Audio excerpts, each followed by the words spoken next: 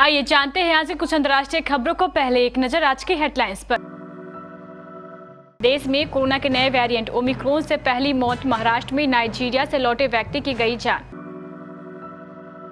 चीन की बड़ी गुस्ताखी। अरुणाचल प्रदेश के 15 स्थानों के बदले नाम।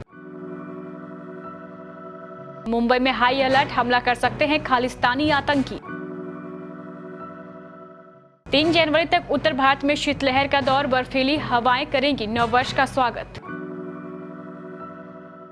भारत में ओमिक्रॉन संक्रमितों का आंकड़ा 1000 के पार।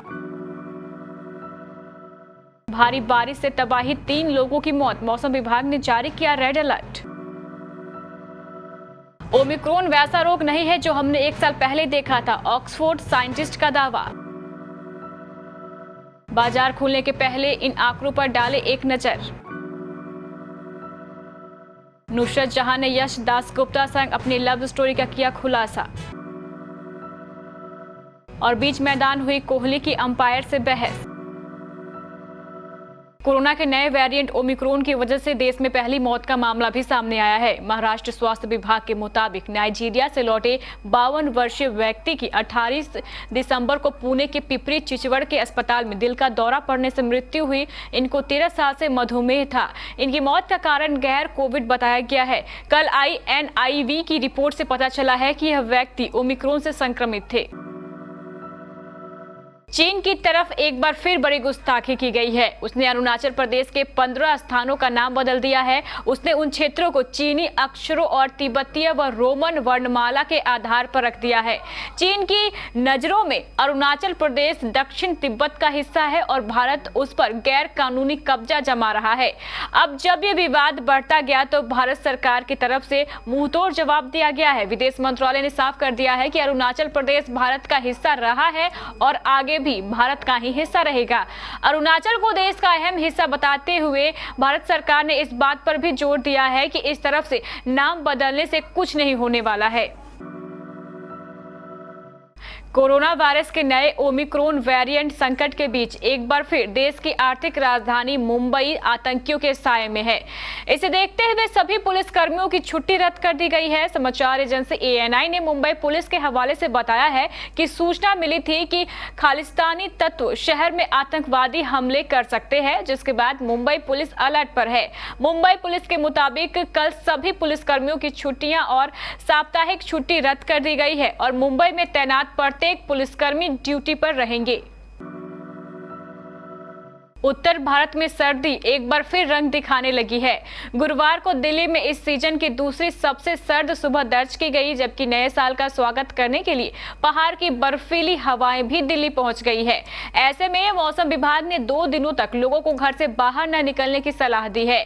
मौसम विभाग के अनुसार दक्षिण पूर्व दिशा से चल रही हवा अब उत्तर पश्चिमी हो गई है। इससे उत्तरी भारत के मैदानी इलाकों में बर्फीली हवाओं का दौर शुरू हो गया है। इसे पंजाब, चंडीगढ़, हरियाणा, दिल्ली, राजस्थान और मध्य प्रदेश के इलाकों में शीतलहर शुरू होगी। मौसम विभाग का पूर्वानुमान है कि 3 जनवरी तक इन इलाकों में शीतलहर का दौर जारी रहेगा। वहीं दिल्ली में गुरुवार सुबह 3.4 डिग्री सेल्सियस न्यूनतम तापमान के साथ इस सीजन की दूसरी सबसे सर्द सुबह रही। देश में कोरोना के नए वेरिएंट ओमिक्रॉन के मामलों की संख्या 1000 के पार पहुंच चुकी है। इसके साथ अब की बार नया साल फीका ही रहने वाला है, क्योंकि कई राज्य सरकारों ने नए साल के जश्न में शामिल होने वाले लोगों के लिए कोविड से संबंधित कुछ पाबंदियां लगाई है। साथ ही राज्यों ने ओमिक्रॉन के बढ़ते मामलों से निपटने के उपायों को और सख्त कर दिया है। नए साल 2022 को देखते हुए लगाए गए सबसे सख्त कोविड प्रतिबंधों में दिल्ली का नाम सबसे ऊपर है। ओमिक्रॉन मामलों में वृद्धि के कारण राष्ट्रीय राजधानी ने येलो अलर्ट जारी किया है। नए साल पर कोई कोरोना विस्फोट न हो, इसके मद्देनजर शहर में रात 10 बजे से सुबह 5 बजे तक रात का कर्फ्यू लगा हुआ है। इसके अलावा रेस्टोरेंट, बार और सार्वजनिक परिवहन को 50% बैठने की क्षमता के साथ चलाया जाएगा।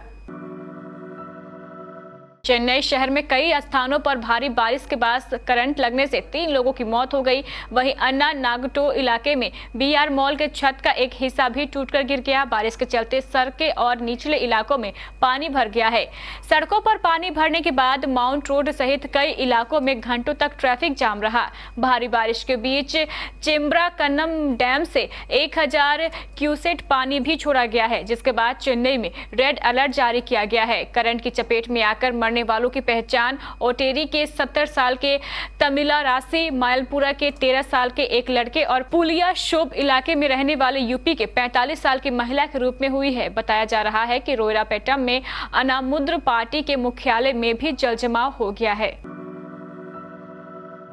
कोरोना के नए वेरिएंट ओमिक्रॉन को लेकर पूरी दुनिया में दहशत है। ओमिक्रॉन कितनी तेजी से संक्रमण फैलाता है और कितना गंभीर है, इसे लेकर कई स्टडी सामने आ रही है। इस बीच ऑक्सफोर्ड यूनिवर्सिटी के एक इम्यूनोलॉजिस्ट ने कहा है कि दुनिया भर में तेजी से फैल रहा ओमिक्रॉन वेरिएंट वो बीमारी नहीं है जिसे हमने 1 साल पहले देखा था।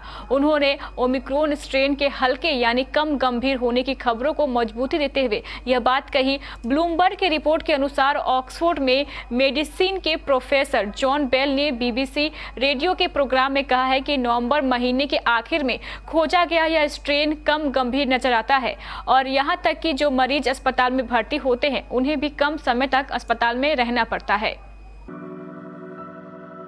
30 दिसंबर को बाजार सपाट खुलने के बाद पूरे दिन कंसोलिडेशन के मोड में रहा और दिसंबर डेरिवेटिव्स कॉन्ट्रैक्ट के एक्सपायरी वाले दिन कारोबार के अंत में हल्की गिरावट के साथ बंद हुआ। ब्रांड मार्केट की चाल भी मिलजुली रही। निफ्टी मिड कैप में 0.37% की गिरावट देखने को मिली थी, वहीं स्मॉल कैप 0.24% की बढ़त के साथ बंद हुआ था। कल के कारोबार में बीएसई सेंसेक्स 12.17 अंक गिरकर 57,794.32 के स्तर पर बंद हुआ था। वहीं निफ्टी 50 इंडेक्स 9.60 अंक गिरकर 17,204 के स्तर पर बंद हुआ था और उसके डेली चार्ट पर डोज पैटर्न बनाया गया था। बंगाल के तृणमूल कांग्रेस सांसद और बंगाली फिल्मों की एक्ट्रेस नुसरत जहां हमेशा से ही किसी न किसी वजह से चर्चाओं में बनी रहती है।